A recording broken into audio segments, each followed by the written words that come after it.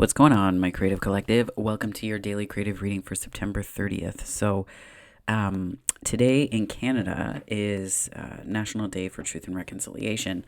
And this isn't a reading specific to that, but I just wanted to take a moment to recognize that and to say that, I'm fortunate enough to have the day off.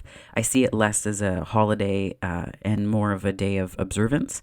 And it's not, I don't want to say it's new in Canada. It's still fresh in terms of the things being put out, but it's really important that I just take a moment to recognize that and the survivors of the residential school system that was in place in Canada, and while also honoring the lives lost over many years, which are now being uncovered in Canada in terms of mass graves of children at residential schools, upwards of I believe it's in the thousands now.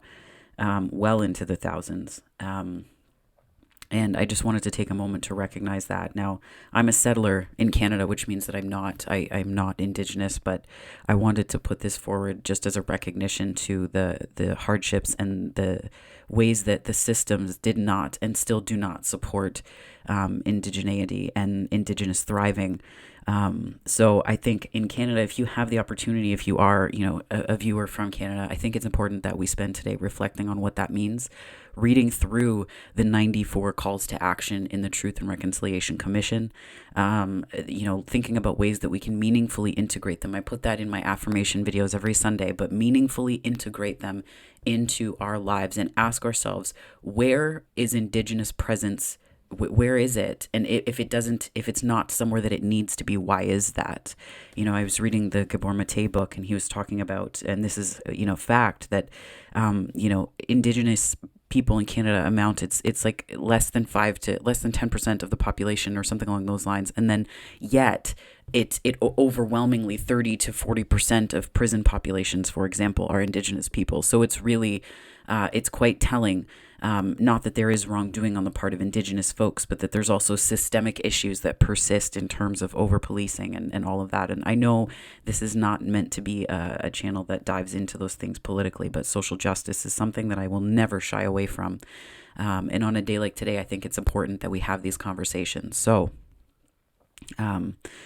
to those who are Indigenous finding this channel, I hope that today you find peace. And I hope that today there's more awareness of the harms done in the past and the ways that settlers can move forward in terms of recognizing land rights, repatriation, not just recognition for the sake of itself and saying we have Indigenous folks here, but to say that this was, these lands were taken, historically speaking. So I just wanted, and how can we make this right now? Right? We may not be able to change history. And that's what a lot of people say is, well, I didn't do it. And that's true. But there's an energy that persists in the lands that were taken. So how do we move forward? And that's the offering that I bring here. And just my sentiment and feeling and energy for today is one of healing and hope for Indigenous communities. And listen to Indigenous people, folks. Right? Listen to Indigenous people. And what their communities need. So, that is that. So let's dive in. That's a bit of a somber note to begin, but it is an important day in Canada, and I really wanted to recognize that. Because while we do celebrate Canada Day, Turtle Island existed for tens of thousands of years before Canada ever existed. So even when we have those celebrations, it's important to ask ourselves, what are we celebrating, right? Whom are we celebrating? What systems, what thriving are we celebrating? This isn't to say to folks, don't celebrate those things. But on days like this today, I feel it's important that Truth and Reconciliation isn't just the name given to a campaign. It's something that we need to be doing in terms of considering our place and making life easier and the reparations that may come from that. And regardless of whether we're settlers here new or whose families were here before, in terms of like timelines and recent immigration and things like that. So and I know I'm probably saying this imperfectly, but I just wanted to put it out there that it is an important day to observe. So okay. So let's dive in. I don't have my face in the camera because Eva, my cat, um, it's more her pride that was injured. She's not even on camera right now. She's very funny. But she fell. She was trying to jump into the window on the ledge to look outside and watch cat TV, and she slipped, and she's fine. But it was like she has so much pride, and she was not like so she was sitting here, and I was talking to her about it. But so then I started here, and I just figured I'd stay here. All right, Spirit, what messages do you have for my daily creatives for September 30th, please? Okay, celebrate life. Okay, dearest you. Oh, so this says, you are divine beauty. Dearest you, we have a secret to share with you. If you act as if all is well, it will be. Act as if you are brave and you will have courage. Act as if you are loved and you will be a magnet for love and experience the love of spirit. Act as if your prayers have been answered, as if you truly are in sync with good fortune. How do you think, how you think is how you see the world. Interact with it and draw conclusions from it. If you want to be the person who has the life you want, co-creating and loving what is yours, you need to start acting as if that were truth. Don't worry about the conditions in your life that seem empty or cavernous, chaotic or barren. These are temporary and don't count. Defy them and act as if you are the luckiest person on the planet. You will be, for you already are. That's the real secret. You are infinite potential. Loving you so much, rainbows explode in the ether. Okay, let's get down to the hero's journey. Right down to it. Spirit, what messages do you have for my daily creatives? All of them. Ooh, your call to adventure is a little bit... it's like you're you're in your power. This is also an advocacy card. Actually, this is really coming across interestingly. So there are several things coming through right now. So just initially, this is a card of understanding what you stand up for and what you sit for. Like, what is it that gets you fired up?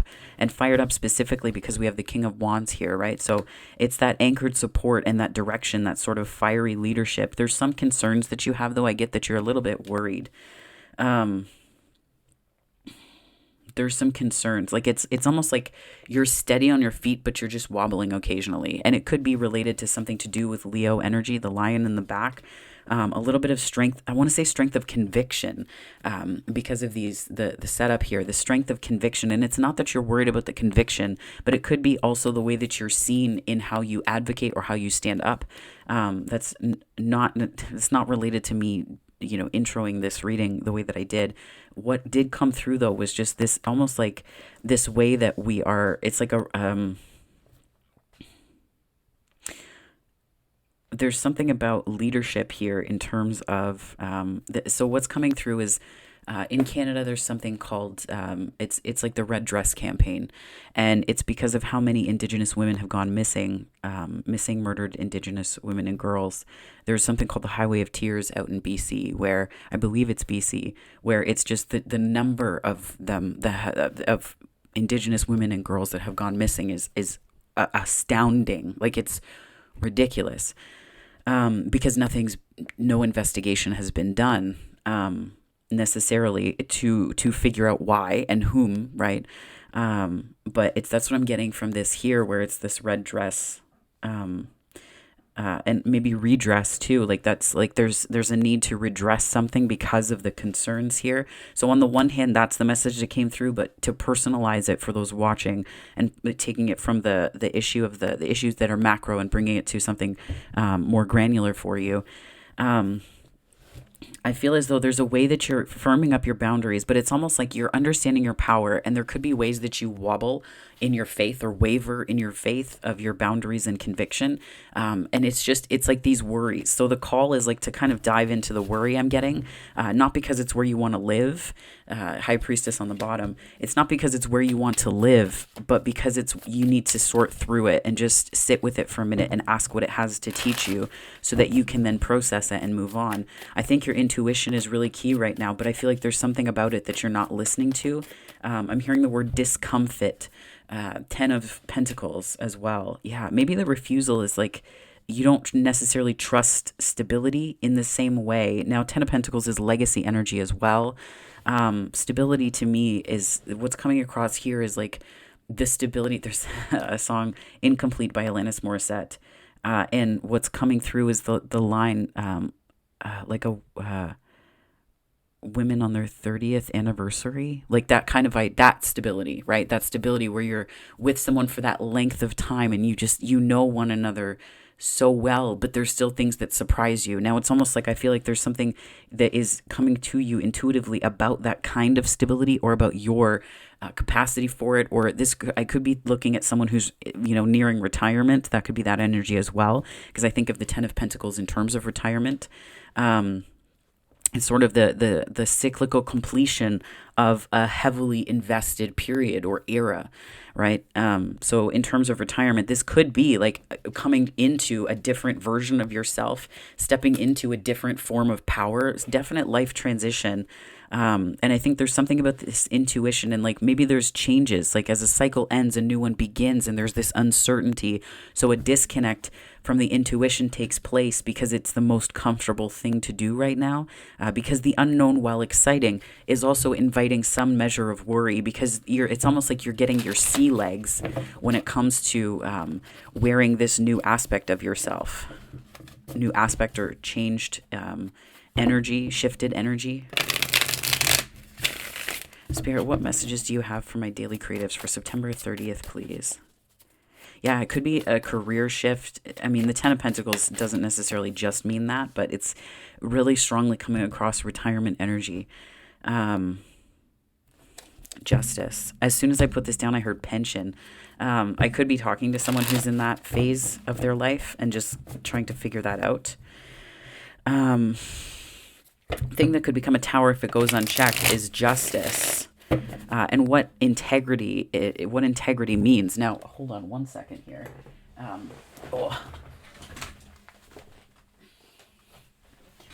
So I was reading a book by Alan Cohen, Soul and Destiny, I think is the name of it. I am going to read a line to you from the book that I'm reading.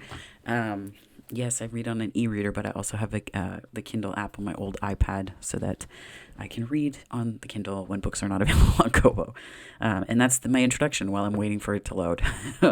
But in this book, he talked about integrity. There was one passage in particular that was really telling to me, and it was an interesting way to conceive of integrity. And I see the Justice card in terms of being inside integrity with oneself and the world. And that's what's really coming across here. I'm just going to pull this up. But that's the book, Soul and Destiny. Highly recommend reading it. I know I'm enjoying it. Oh my gosh. I love that, like, when you want something to work quickly, it's yeah, it's just, oh my goodness. I don't know why it's taking its time.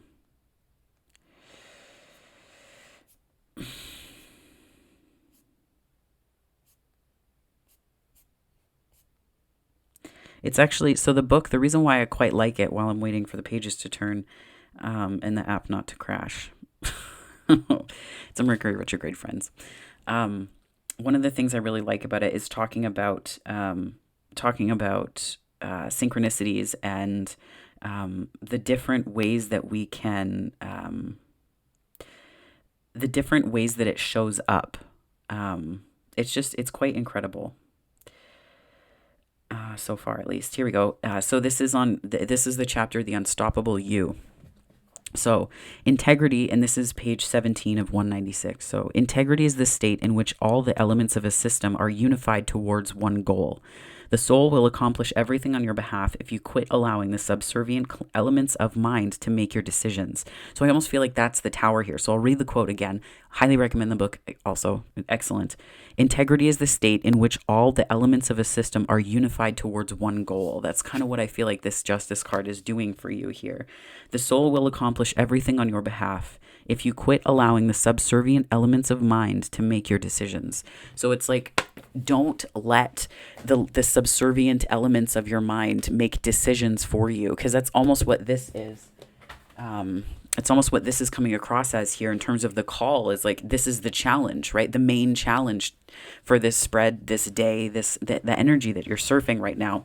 So it's like, when everything works together in one direction. And that's where it's like it could become a tower if you let these elements of your mind talk you out of where you want to go or what you need to head towards. Yeah, the world came out as your protagonist, which is great. Like this in this hero's journey spread, this is excellent because it means that there's something that is cyclical. It was definitely coming through up here, but the cyclical nature of it, the cyclicality, if that's actually a thing, the cyclical nature of it is working in your favor, right? This is working in your favor. So if you have something to begin, let it begin. If you have something to end, let it end. Don't feel like you need to be caught in the middle here. And again, speaking further to that stability, Four of Wands, this is a card that can be auspicious of things like marriage. I'm seeing rice being thrown. But this too, so the Ten of Pentacles, this could be moving into that phase. This could be moving out of or transitioning into another phase. I see this though in the antagonist position. The way that it's coming across intuitively is because I'm almost feeling like there's a way that there's the Four of Wands stability and then the Ten of Pentacles stability. Neither are, lesser than the other, but I feel like there's a difference in the way that it was coming across. Like intuitively, that's really what I'm getting, is that there was a way that you thought like this was a sort of variation of stability in your mind, and that's where it almost put it in the reverse. And then the Ten of Pentacles was a different variation of stability, and you tended to see them as separate. And that's where this Justice card is calling for the unification, perhaps of both. Like, yes, you can have it all. Did you consider that? Yes, you can have it all. So that idea, I'm hearing ordained as these came out. Wow. It's the Sun and the Ace of Wands. Ordained. Spirit, can you give me more? What's the main challenge for the day here? What's the main challenge for the day? The Two of Pentacles. I'm hearing decisions, but it's like, it's the decision of, I almost feel like you're like caught between, this is like making you feel like it's like a rock in a hard place, right? Like this is like perhaps what you thought of, and this is underlying beliefs, right? Like subservience to the mind, right? So thoughts that about what stability meant in a sort of committed sense, generally speaking, and then what marriage meant or what long-term relationship meant. So there could be a way that you're seeing these two right now as not it's like not mutually exclusive. Is that the first? I don't know if that's the right phrasing. I'm channeling, so, and I have a bit of a third eye headache, like it's right in the middle of my forehead. But this is coming across as I'm hearing a dull ache, not because of my forehead, but just it's like maybe there was a dull ache, like there was a gap there. Let me clarify this. Okay, this one. Spirit, what messages to clarify on this Four of Wands? Can you clarify this Four of Wands for me, please? Four of Wands. Three of Swords. Yeah, it's like a dull ache. Five of Swords. But the Magician, this is where you have more power than you may realize. The Moon underneath, very much so. That's where it's like a dull ache, like this. It's almost like there are certain things that might have eaten away at you, like these corrosive beliefs based on experiences that were transient for the most part, like transitory. However, they somehow got more weight than what they needed. Three swords in a heart that's broken is heavy, right? If the more that you extract the truth from this pain and this ache, whatever the beliefs you took from whatever happened were, I think it has to do with relationship here. This could also be relationship in terms of coworkers and on projects and how all of that comes together for you. But there's definitely like this pang of, I'm hearing guilt, especially with the Five of Swords. That could be true for some as well. And isn't that how, Louise Hay wrote about this and said in one of her books, which I'm forgetting right now, but you should read all of them. So let's just say it's in all of them. But it talked about how guilt seeks punishment. So sometimes we hang on to beliefs because we believe that we're guilty at a fundamental level, whether we say it or not. And sometimes this isn't because of the childhood that we've had, but the beliefs that we inherit through religious systems. So, believing in like original sin, like all of those things where it's like you are inherently bad, thus you must spend a lifetime atoning. No, not necessarily, but that's how we can get anchored into even ancestral beliefs as well, where they're handed down to us. They're handed down to us, packaged, prepackaged. It's like a sort of belief lunchable, as it were. That's so weird. Thank you, Spirit. Unpack the freaking lunchable. You don't need to carry all of that with you. You really don't. And I think that you're manifesting with different tools, and you really have to step into the different tools that you're manifesting with, because the reason why this is a challenge here in this Two of Pentacles, the Two of Pentacles in the challenge position is a challenge because you've had to you've split yourself into thinking that one is either like a passionate commitment or, like the everyday stuff. Like it's like I'm getting that kind of superficiality, but the Ten of Pentacles it resists the superficial. Like it's a card that goes deep in its own way, right? I'm hearing Yod, Y-O-D, Yod. I'm not sure what that means, but I mean, like, I know it's related to astrology charts and things like that, and I know it's a shape, but for some it might be relevant. Spirit, what about the overcoming here? Can you tell me more about this overcoming? I'm hearing stand in your power. Stand in your power. Wow.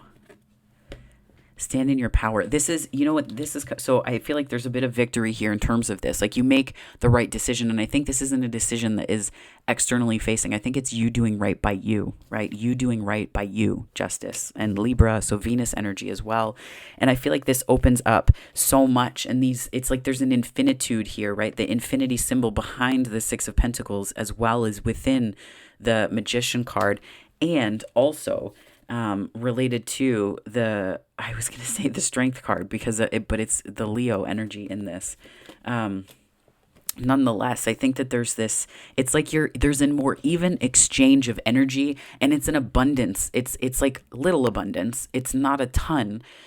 There's something on my vision board that I'm going to read to you right now. It's an Emmanuel Dagher, Dagher. I've been following his stuff on Instagram for a while, but this one in particular was worth writing down. So I'm going to read it to you because I thought little abundance. And anyway, so I am open to receiving the floods of financial abundance, which allows me to give back more. Oh, that's so neat. Yeah, that's perfect. Okay. I surprised even me because I hadn't memorized that. It was just something anyways. But it's up there.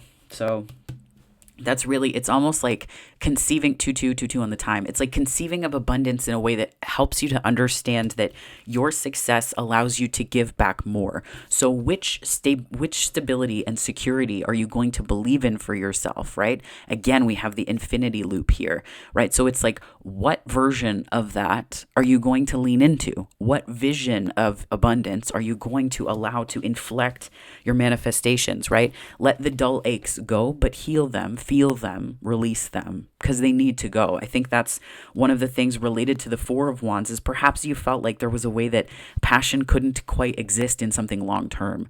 Maybe that's especially because it's the Four of Wands, and the Wands are a more passionate orientation of energy. The Pentacles have their own variation of that. This isn't to say like forget it, the Pentacles aren't passionate.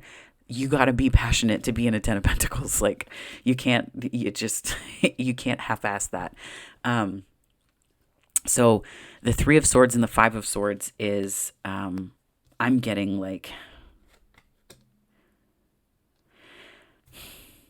it's that dull ache. It's like you don't have to carry it with you, right? You don't have to let it, like it's almost like a mark that you carried, right? Like a mark over your head. And you're turning the mark that you carried with you from whatever this was into something that allows you to better conceive of an even exchange and reciprocity of abundance and meaning as well, and making meaning. Yeah, Ace of Wands again. And that's where, like, that's how it's almost like the light gets in, right? That's how that's not part of this spread. That's for the collective unconscious that I do, but it's like, that's where this gets in, right? That's where inspiration comes from. That's where you're going to find these like sparks that lead you down a path, and it's on your path, not down the garden path, right? Like it's that idea. Spirit, what are we awakening to in this spread here. Knight of Pentacles and the Six of Swords. Different types of motion for different purposes and different outcomes as well. So it's like once you decide, you really have to choose, right? Do you want the slow pace? Like this is a slow pace too, but it's a slow pace that places you at the behest of the waves. And it's at the will, it's like at the mercy of the weather. Whereas in this one, it's more of a deliberate planting and pace. Whereas this one, you're just carried by whatever's there, right? You're carried by the elements beyond your control. So in a way, it's almost like I see this in some ways as a card of refugees, because you take just what's on your back. Like you're not leaving with an intentionality. You're moving as a reaction, right? So it's like, are you going to be this reaction movement, or are you like, and that's not to say that we're not going to place refugees into a dichotomy like that, nor binary, because that's not fair and not true of their situation. So I just wanted to offer an additional meaning of the card. Okay. So, but I feel like this here, it's like, are you going to be at the will and mercy of something outside your control? With the Magician here, like that may be the ache, right? Like, well, who knows what could happen? Who knows what could happen? You're right. There's so much that can happen, but you have so many resources with you, right? 10 of Pentacles is a resourced card. That is a resourced energy, because you have so much not only within you, but around you that you're building. So you may not see the 10 of Pentacles in something, but it's there because of the seeds that you're planting around you right now.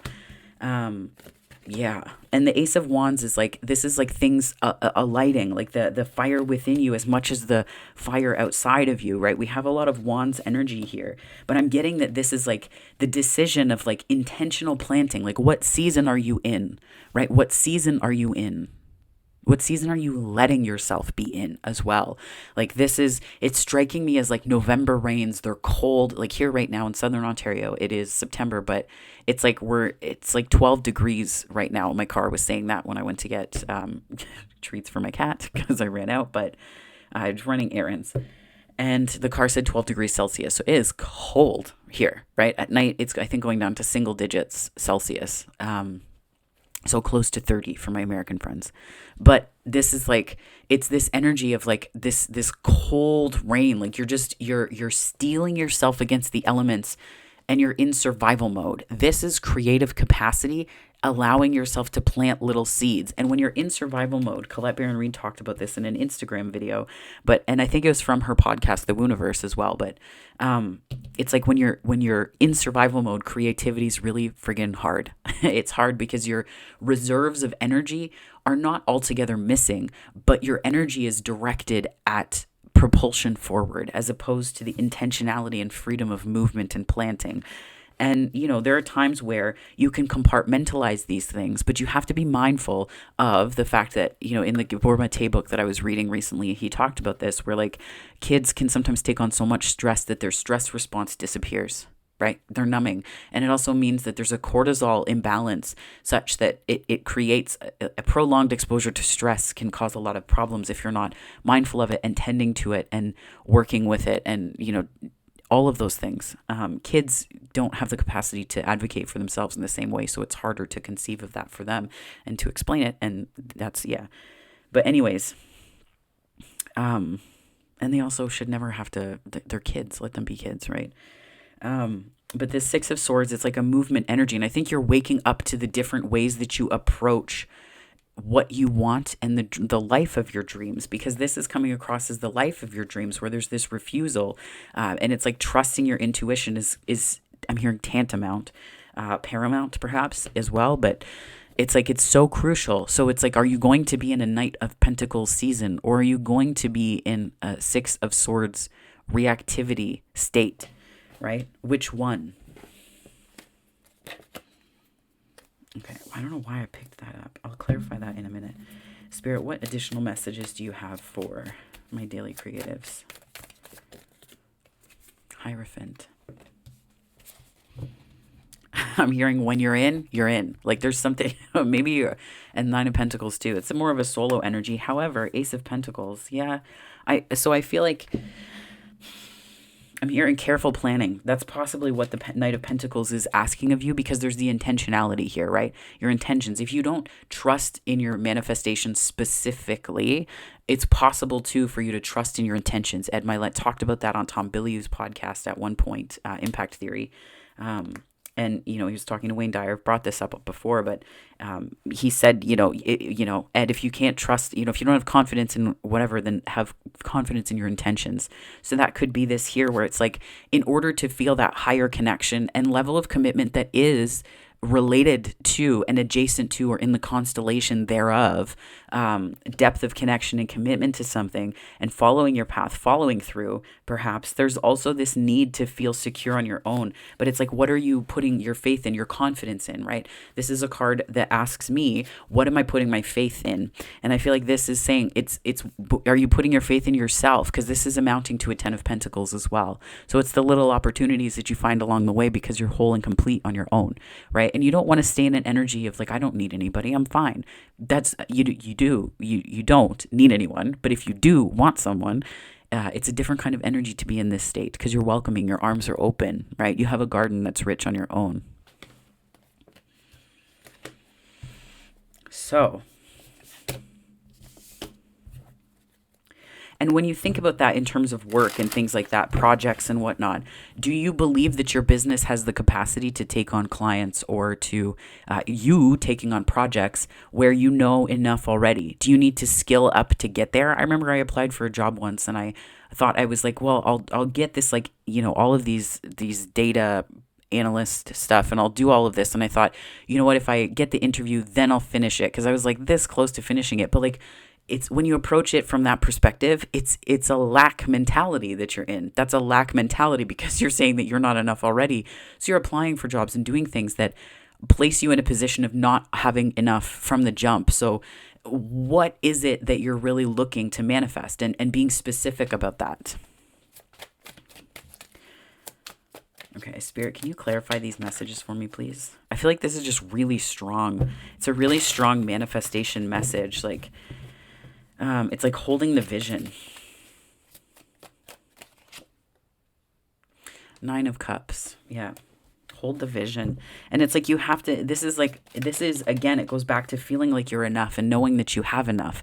And it's that sense of emotional fulfillment that comes from not just being in a 9 of Pentacles resourcefulness, but this is also about emotional resourcefulness. How confident do you feel to draw on your own well of emotions, not necessarily in a relationship, but just on your own?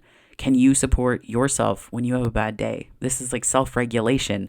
All the things that you would want, thinking about what is it that you want in a partnership? What is it that you want in a relationship? And do you already do those things that you want a partner to do for you emotionally? How do you do them for yourself? Because, your partner isn't a need fulfillment machine. It's not like pop a quarter in a gumball and then the thing comes out. Like, there's certain expectations. Yes, you bring these emotional needs together in a relationship. You bring these resources together. All of that operates in that way. However, there's also an aspect of how do you do this for yourself? Because that's how you're going to shine. That's where your strengths are. And when you can be in a relationship and play to your emotional strengths, which is, I think, the 9 of Cups as well, like your emotional strengths. When you can play to your emotional strengths, it really changes the game, because you're no longer playing from a place of deficit and you're allowing yourself to shine. And that is, people are so gorgeous when they shine from that place because they're full. They're not shining because they were validated, right? They're not shining because of external validation for making the right decision. They're shining because they just are so fucking brilliant. You can't help but look. Like, that is playing to your emotional strengths. And yes, there are going to be times where, we have to recognize too, partners specifically, in relationships, we can't look to one person to meet all of our needs, but there's a certain wheelhouse that relationships operate within. And I feel like 3-3-3-3 on the time, this is about playing to your emotional strengths as well. So even if you're on a project and this isn't related to relationships, your intuition, when you refuse the call of your intuition, as I've learned firsthand, it's really hard to play to your emotional strengths, because you don't believe that your intuition comes, well, first and foremost, your intuition comes through your emotions, usually. So when you're in emotional attunement or alignment, messages come through with greater ease. You don't have to work so hard to understand it or to figure things out, because it just is. The good just is, because you're good with you. So then it allows intuition to flow through the path of least resistance, one, but then two, the path of greatest ease, three, your emotional strengths, culminating in the sum of those two parts. So we also have the Hanged Man coming through, clarifying that sort of subservience to the mind, which was brilliant. Thank you, Spirit. And also thank you, Alan Cohen, for writing such a damn good book so far. But so clarifying that subservience to the mind, but also the Ace of Wands, Six of Pentacles, Two of Pentacles, and the Six of Wands. The sixes are a card that to me reflects choice and change, as they are reflected in the Lover's card in that six in the major arcana. So it's almost like the culmination of little decisions that are helping you and sort of lighting the path. There may be some confusion because there's differences between the choices that are most important to you and valuable and what other people are going to applaud. And that may be why you're feeling kind of like torn, but it's really within you. That fire, you have to tap into I feel like this is like Fire Week on the channel, but for real, you have to tap into that. Even if it means you have to take a longer take or a harder look at things, and harder just meaning that it's not a cursory glance. Like, you're not going to glance over and be like, oh, where did I put my keys? For some reason that's coming up. I have a hook on my light switch that I hang my keys on, and it goes underneath the light switch, so I don't really have that problem. It's actually excellent, but nonetheless, I'm hearing, where did I put my keys? But if you're looking to find something like that, you don't do a cursory glance. Sometimes you have to go to the last spot you were in and do a bit of a deep dive into the space if it's messy or cluttered or whatever, right? So the Hanged Man, though, it's almost representing that pullback and assessing where to do the deep dive so that you're not taken with illusion, as this is Piscean and Neptunian energy. But I'm getting Neptune as sort of the higher octave of Venus, actually, in this. So it's almost like this higher take, this longer take, where you can see beyond the details that help you play to your strengths. And this also is coming across in terms of relationships. There's that mirroring quality where you could be mirroring somebody, but it's also this energy of you playing to your strengths and somebody else playing to their strengths as well. So it's like you're both playing to your strongest points, and that makes some excellent music. It could also just be teamwork and cohesion, team cohesion. Spirit, can you clarify this Empress? And by Empress, that's so interesting. The High Priestess and the Justice card, please. Two of Cups. It could be that you need to get people on board in terms of a goal with work or things like that. It's in the details, some Virgo energy there. And discernment. I feel like Virgo's very good at discernment. Virgo energy is it's super on point. I'm going to read that line to you again from the book, Soul and Destiny, just because it's very relevant here. Okay, so integrity is a state. Okay. Integrity is the state in which all the elements of a system are unified toward one goal. The soul will accomplish everything on your behalf if you quit allowing the subservient elements of the mind to make your decisions. So it's almost like that can happen in relationships where it's like taking the goals of the relationship and neglecting them for the goals of the self, where it's like there's a certain way that you have to hold yourself up in relationships, for sure. And this can be relationships that are romantic, platonic, friendships, family, work, project related, business, whatever, where it's like there's something about the bigger goal. There's something here about something bigger than you. That's Ten of Pentacles energy, right? The world as well. It's like something bigger than you that's contributing to all of this energy. And it's like connecting to the bigger than you thing is where it might be resistant. You might be resistant because it can be scary. Because when you see a big picture like that and conceive of yourself as part of it, that can be scary, only because you're not used to seeing yourself in such contact with the divine and in such concert and dance with the divine, right? So there's some worth issues there, possibly self-worth, right? Ten of Pentacles, pentacular energy. We know this is worth, but I'm going to clarify the Ten of Pentacles in the world. And that's where it's like this, I'm getting that as integrity as looking at the big picture, this here, Neptunian and Piscean energy in terms of, the enlightenment and pulling back. But I think it's like finding the higher octave of where you are in relationships, finding the higher octave where integrity needs to come into play, where integrity wants to come into play. And integrity just meaning, yes, being right within oneself, but also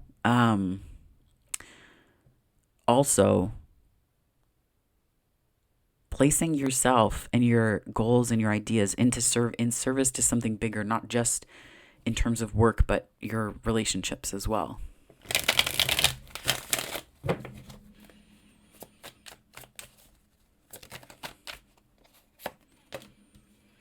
Ten of Pentacles, the world and the moon.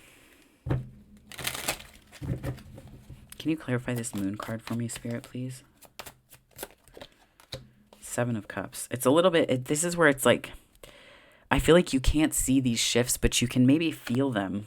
Two of Swords, Six of Cups, and the High Priestess. Ooh, yes, you can feel them. You can feel these changes coming. If the tower hasn't already fallen yet, I feel like there could be, I'm hearing thunder. But it's like, what's coming through is like the equation, the equation that tells you how far away a storm is, because you see the lightning and then you hear the thunder, and there's math that you can do in between to determine how far away it is. And it's like maybe that's what you've been doing, or how you've been operating to assess the validity or emotional viability of different situations, because you didn't necessarily see if you were disconnected from your intuition, right? The moon. But I feel like this isn't bad. This is also, these are good things coming too, right? Like these are good things. So when you would quietly count the lightning to the thunder, were you also doing that for the positives, or were you anticipating it all to be bad? And then that's what the surprise would be later, where you'd be like, hey, that's actually not horrible. Amazing. But you deserve to be thinking in the positive register of, this could just be great. Period. I don't need to put caveats or qualifications or qualities onto it that don't exist there, because my boundaries are sufficient to carry me through, right?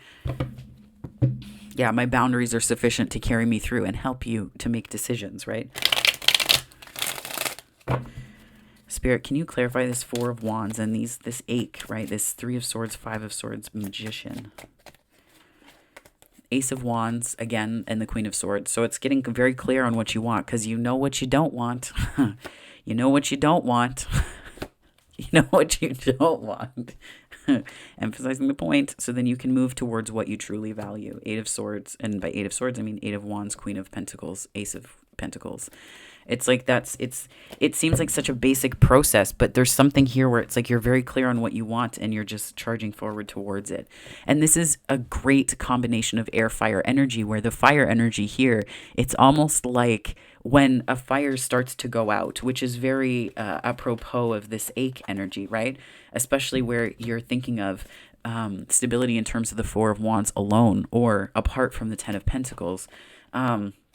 It's like when a fire starts to go out, you blow on it, and that's how it comes. Like you don't like blow on it like you're spitting into it or anything like that, but just that gentle breeze of clarity to clear the old ash that's fallen and covered the embers. And I feel like that's what's happening here, perhaps, is that process of clearing the air and clearing the embers so that they can keep burning brightly. I'm gonna get one more because I can. I know this reading's really long, but that's fine. Yeah, Justice again, and the Fool. And there's your new beginning, my darlings. Ooh, and Death. And yeah. So, and there's your new beginning, right? That's the transformation that's taking place right now. Because there is a transformation or a transformative process at the very least, but that's the transformation. That's the new beginning. You're doing right by yourself. And it comes down to the process that it looks as simple on the outside as blowing away the ash from the embers that you wanted to keep burning.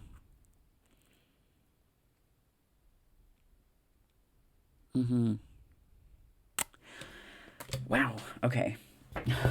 That's beautiful. I'm like, shit, that's a poem. That's a poem waiting to happen. Spirit, what messages do you have for my daily creatives, please?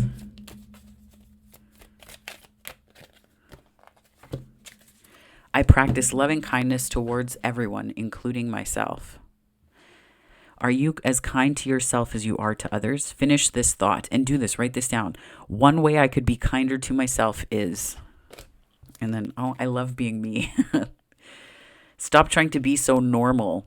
Be more of the real you. Show the world who you are. Some Uranian energy, if I ever heard it. And then I'm going to read this here. So, celebrate life. Oh. Dearest you, we need you to know that you can change things miraculously for you and everyone and make things right. It's never too late. Forgiveness is about releasing yourself from the burden of an old story, one in which you were a victim of someone else's actions or your own. It's really coming through here. You don't need to carry this around. You can set yourself free.